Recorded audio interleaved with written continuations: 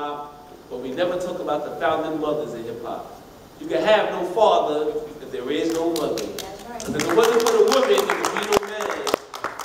And it's very controversial because we live in a society that's dealing with misogyny, sexism, and dealing with paternalistic concepts of religion and God concepts.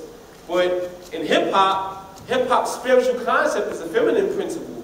And the feminine principle that it was a woman by the name of Cindy Campbell, was a Jamaican immigrant in 1967, and her brother is Cool DJ Herc. And DJ Herc wasn't a DJ at first, he was a breakdancer and a graph writer.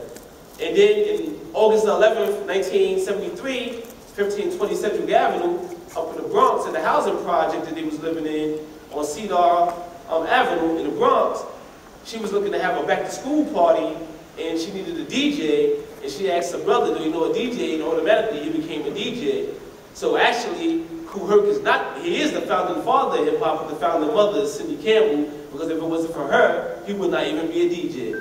So that's the power of women, that the women galvanizes the energy, and then unfortunately in the Western society, men get credit for the work that women do. But in 2013, 40 years later, me and a couple of other people and pioneers, and we're going to get to that conversation here today, the women ain't having it no more. The women going to make sure that they tell their story, and I want all of us here, because it's not about men against women or women against men, it's about women telling their story so we can have an equal, balanced story about what hip-hop is from both a masculine and a feminine perspective, because the God force of the universe is a sacred and divine principle that deals with masculine and feminine energy. So, as we begin our panel discussion, I'm going to give it over to our distinguished panelists. We're going to talk today about women in hip-hop, and I'm going to start off with Tonia Champagne. Tonia Champagne is a person who is a great pioneer in this area in terms of hip-hop. She's a longtime resident of Essex County, North New Jersey, East Orange, doing a lot of work. She has her own company, Champagne Entertainment, Champagne Talent Agency. So give it up for Tonia Champagne, y'all. My first question is for Tonia. My first question to you, as a woman in hip-hop, from your perspective, what was the historical significance of women in hip-hop in this particular area in Jersey, in North, and throughout this particular region? Okay. How y'all doing, first of all? Say hello. I didn't know you was going to ask me a question. You wanted me to moderate, but okay. Yeah, but I want to moderate. I want to ask you. Okay, but basically you said, what is the historical? Did you repeat that? Like, what significance what role did women play in hip hop in the New Jersey area? Well, I can't really speak for a lot of women of hip hop, but as for myself, right.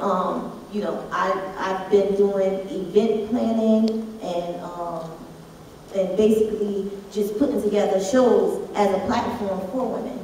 There are a lot of women, such as, NITE, Miss Bannerman over here. Everybody think I'm a manager, but I'm really not. But yeah, and then you have CHRISTI and Amazing Grace here. SAFIYYAH and I actually did talent shows when we were in high school. When hip hop first came out, we were PYTs. They called us PV. We was a PYTs, female MCs. So we did the whole MCing thing back then. Graffiti, all of that. And just watching our men, being strong men that they are. Unfortunately, they're not getting their props like they should. And we did watch them. Salt and Pepper, MC Light, those women, especially Latifah, Dana. I grew up with her, so of course, just watching that, and seeing the things that they were doing, that kind of. Did you have your phone? Yeah, turn that up. Just, basically seeing the things that they were doing, truthfully, we were doing the same things. And of course, even now, with all the great music that's out, all the female artists that's out that's doing great, that has great music, unfortunately, we just don't have the outlet that a lot of people have. And some of the music out here right now, you guys know, excuse my expression, is garbage. The hip hop has changed completely, and hip hop to me is Sugar Hill Gang, you know. Hip hop to me basically is Grandmaster Caz, you know, and those types of things. But the females out here in New Jersey, we haven't gotten our props for a lot of the things that we've done. We paved the way for a lot of excuse my expression. It would, excuse me, but we paved the way for the young ladies that are coming up now. NITE's been doing this for I don't know how long. You know, I've been in hip hop since hip hop started. SAFIYYAH's been doing hip hop since, you know, since hip hop started. When we were writing poetry, that was still hip hop. Poetry is still hip hop. You know, the music, the genres of music that are out right now, hip hop paved the way for a lot of the music that's out right now. And women, you know, such as myself, SAFIYYAH, Ms. Glamour is here. She's with the Juice Crew. You know, I mean, we've been doing this. We've been doing this, and we really haven't gotten our just due. We really haven't, and I believe right now is the time. I think right now is the time, and we need to, yeah, we need to step up. So everybody needs to step up.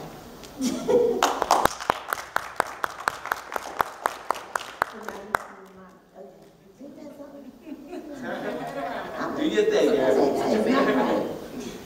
Okay, so basically, I guess my question is going to be, my first question I think is going to be to Amazing Grace and CHRISTI, because I remember, you know, I was managing Rump at the time, and they did a radio show, you know, radio personalities, and she's a DJ, and they do all kinds of stuff. Then CHRISTI does the event planning and everything. So, but I guess my question to you guys is, what made you want to start the whole radio thing? Like, that's actually a really good story. Well, hi, I'm CHRISTI Graffiti. We started radio because I was managing a group of artists who said to me, we should start a radio station. And it really was just that simple. My friends needed airplay on the radio. We didn't have a traditional outlet, so we decided to create our own. And that's sort of what I do. Like, if you want to do something and you don't have a direct route, then people usually find me to help them create a path. So that's what I was able to do. And they kind of fell off on the radio thing after a few months, but we really enjoyed it, especially Grace, so she wanted to continue. And she did continue for a while on her own. She hosted a show on Saturday mornings called The Morning Wood Show, which was wildly popular. And as a result of that, another independent station wanted to syndicate a show and, you know, kind of incorporate both of our personalities. And Grace negotiated that whole thing. And eventually we just decided it was time to build our own brand. And we did a test site for about a year, my TDK Radio, and then in January of 2012, we launched Urban Music Cafe. Nice. Yeah, first of all, my name is DJ Amazing Grace, and like she said, it was something that we just started because we wanted to. And I don't think we can talk about women of hip hop without mentioning Sylvia Robinson's name. Oh, yeah. Rest in peace. Yes. Because of women like her, it made me want to be a pioneer and to do things. And like Chris said, create something that other people wanted to have happen, and they didn't know how to make it happen. I want to make it happen. And we just figured out a way to do it. And so it took off. And, you know, to answer your question, why I do it and what happened, I loved it. I fell in love with it. Love of music created that pathway for me, but just knowledge, actually, you know, being involved and wanting to do things really made it happen. So it's here, and I'm happy to do it.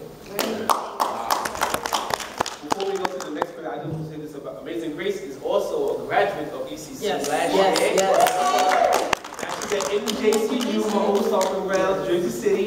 And she also is a filmmaker. She's doing a film, a documentary on this particular conference the first year that we did it, called The Miseducation of Hip Hop. Yep. That's how we put her role in. And a part of that film was also in a film fest in Montclair, right, Grace? Yes, it was. In Montclair, so she's doing more powerful things. She's a DJ, videographer now, student. I'm going to be like Tonya when I grow up. No fun, give it up for Grace, y'all. Okay, so I think my next, I need to hear something from Ms. Glamourous down here. I think I need you to be the next person to speak right now. Okay.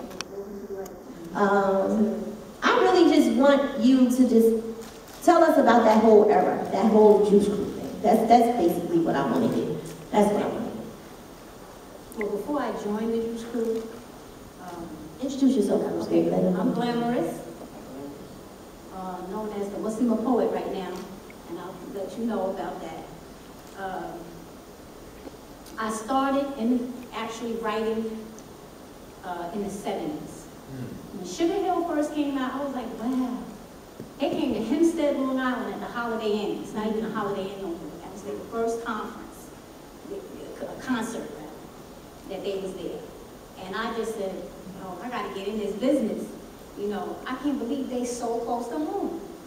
And I just started writing it. I mean, it was a lot of men in the business. There weren't a lot of women getting props.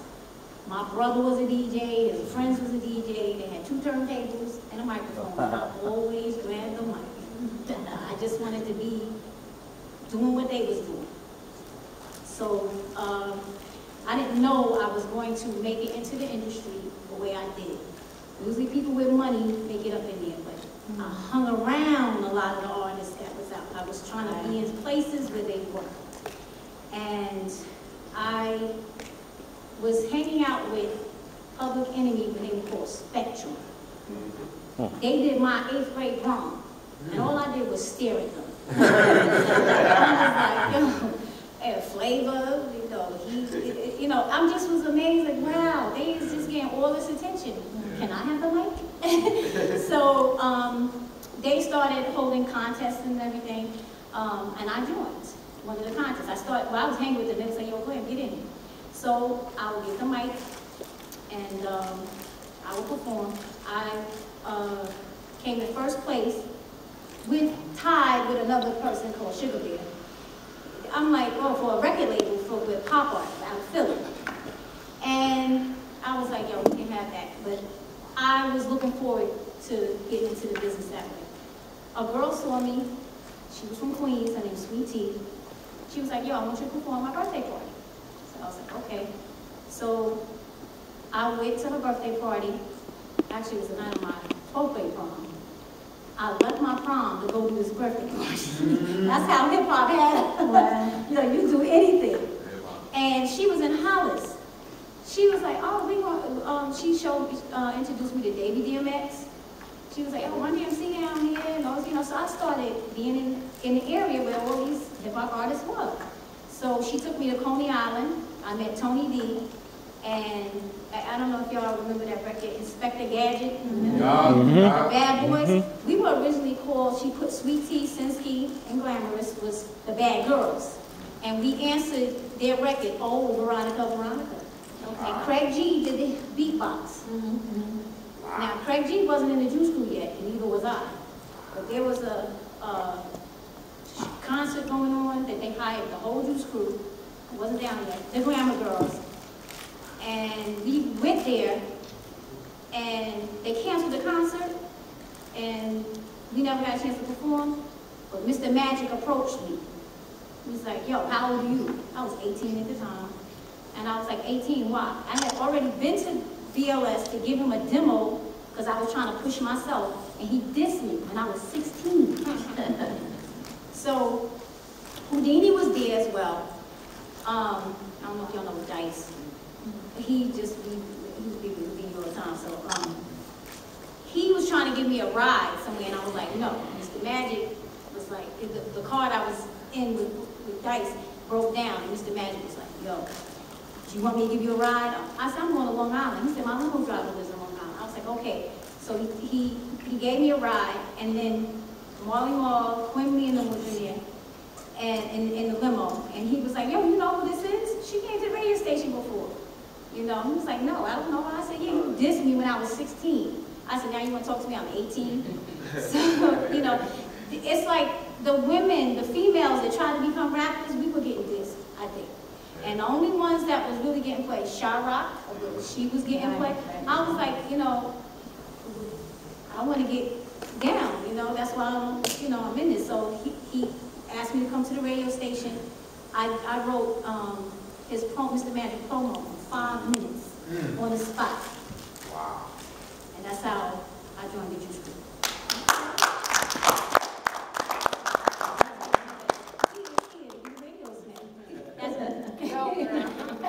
So I made my way into, you know, being that. But I was on, I was on Pop Out Records, and then I transferred over to Cold Chill.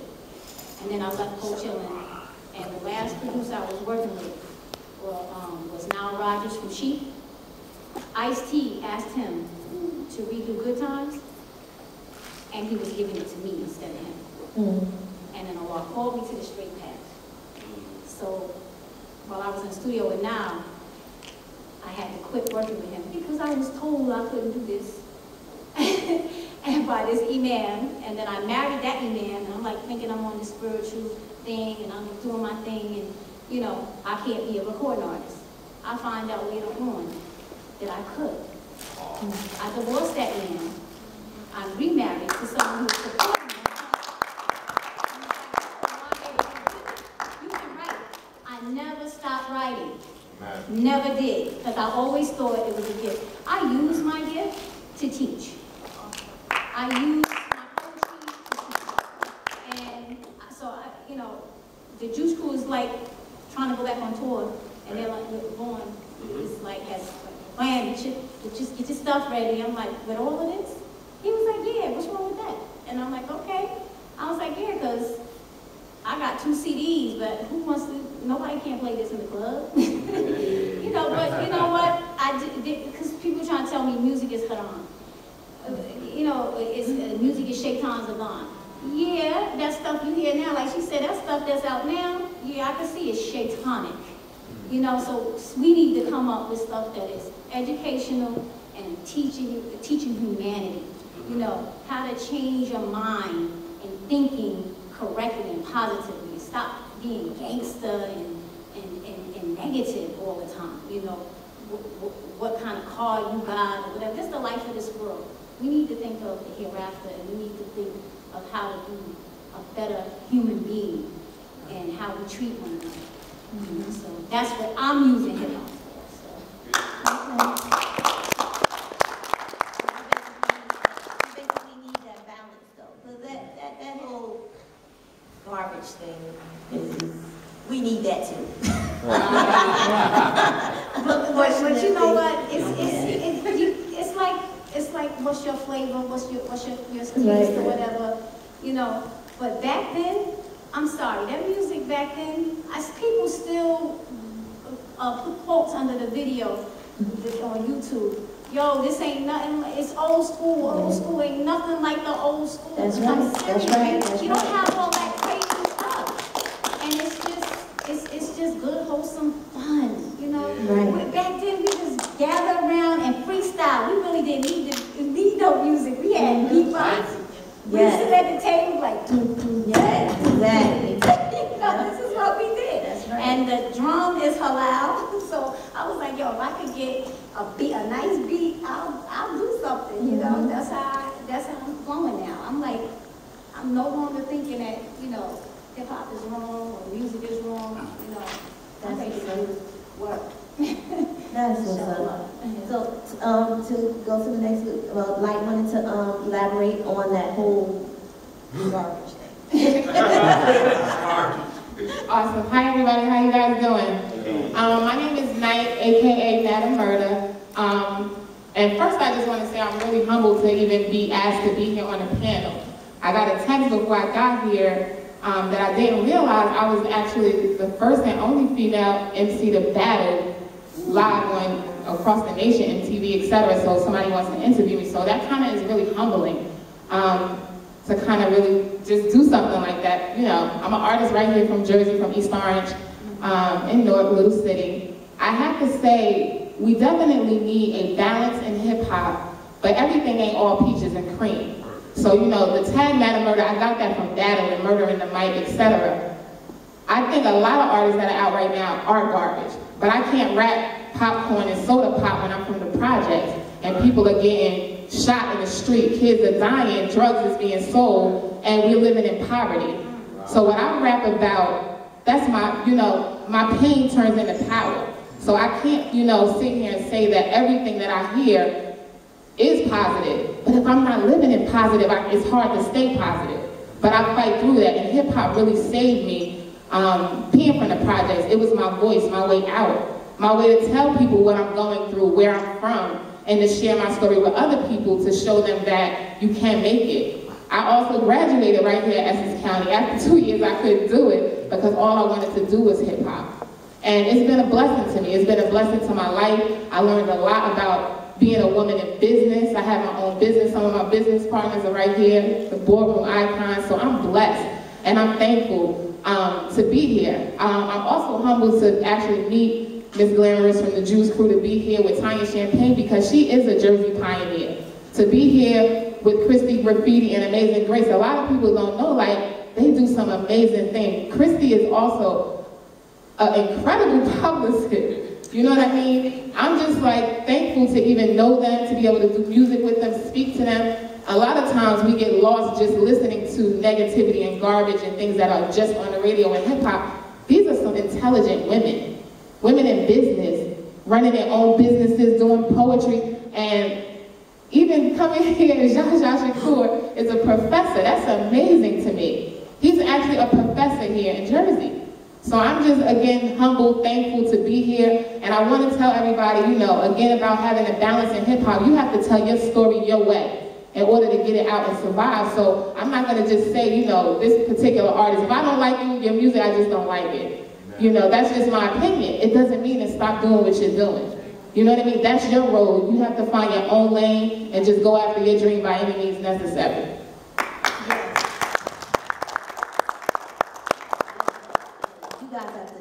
You guys had to be at my Top Mics tour event. NITE did a tribute to Biggie Smalls. You know, it was around Biggie's the death of Biggie, his birthday, right? His birthday, right? No, the day he got March 9th. Right. The day he died. That's exactly. It was March the 9th. It was at the Coffee Cave. I do a thing with Top Mics tour here in New Jersey, but we basically tour 50 cities. We're touring 50 cities. When I leave New Jersey, we're actually, NITE and I, we're going to Virginia first. Virginia is the 28th of this month, and then we're in Miami for Memorial Day weekend. So we're gonna be moving and shaking, representing New Jersey, of course. You know, but I just needed to tell y'all.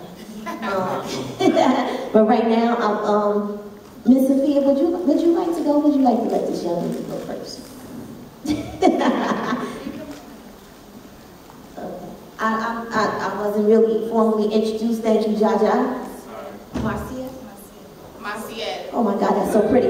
Marciel. Okay, I might not be saying it right, but bye to my business partners. When you see them moving, that means money's calling. Thank you for coming. Bye. Love y'all. Get that money. Okay, so we're gonna you can introduce yourself and what you do, okay? Good morning or good afternoon, everybody. My name is Muskan Swan, and I wish that you would have told me that we were going to ask you questions about hip hop. Jaja. Entrepreneurship, I think so. I personally don't know much about hip hop. I was born in the Dominican Republic and raised there, and we do have kind of music called mambo, and it comes bachata, merengue. That's hip hop. Well, yeah, that's hip hop, but not the same as here in the United States. Exactly. So I really don't know much about it, but I did used to enjoy it very much while I was over there. You know, as Dominicans are known to be very flavorful, and you know, and the life of party. But